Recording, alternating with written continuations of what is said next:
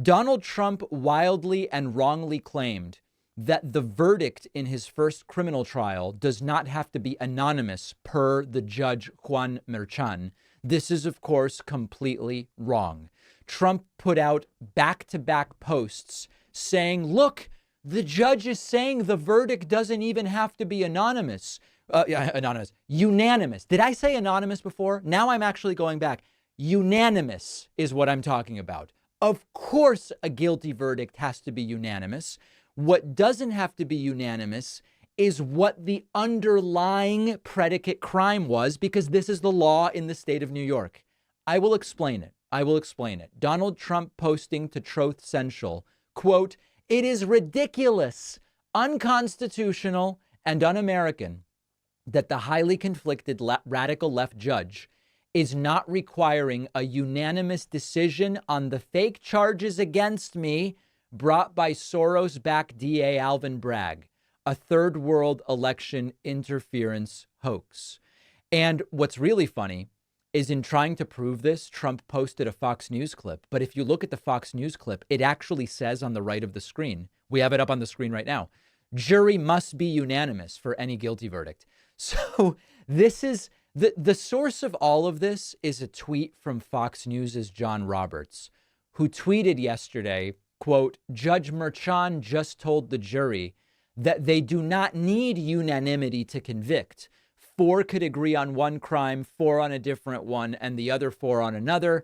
He said he would treat 444 as a unanimous verdict." Now, this is so misleading.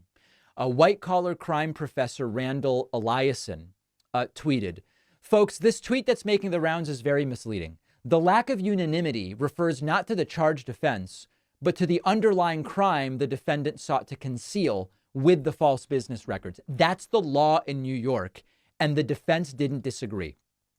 This is like the Biden plan to have Trump killed thing. Someone is confused about something. They put out a tweet. They put out a troth. They put out an excretion on X. And next thing you know, it is the truth. This is totally fabricated. So here's the law. In the state of New York, the jury doesn't need to unanimously agree on what the underlying crime was that Trump was trying to hide.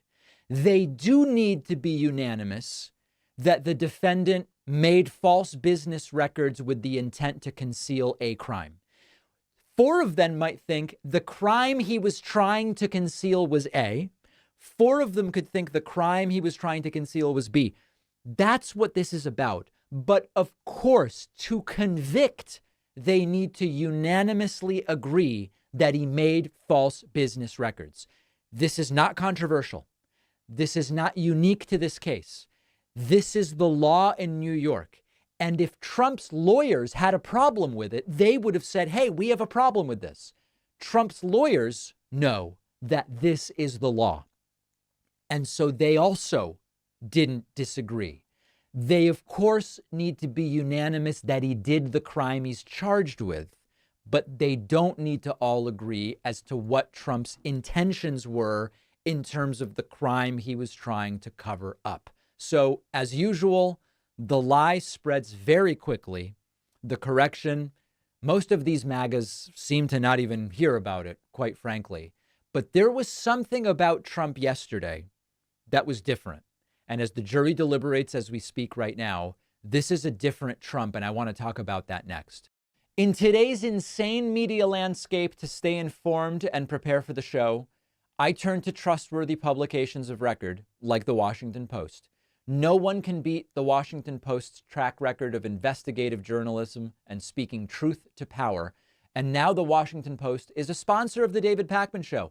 Did you know the Post offers a cool feature for audio lovers like you? You can actually listen to articles in addition to reading them, so you can tackle your to-do list and catch up on the news at the same time.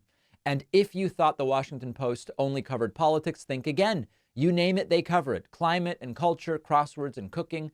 The Washington Post helps you discover a world of surprising stories, important insights, and actionable advice. It's important to me that this show only be sponsored by a reputable news organization like the Washington Post, and my audience needs to stay informed. You really need a daily newspaper to read online to do that. From May 21st to June 3rd, my audience can subscribe for just 25 cents per week for their first year. That's 90% off their typical offer. Go to washingtonpost.com/Pacman. And after June 3, they still have a great deal for you at 50 cents a week. The link is in the description.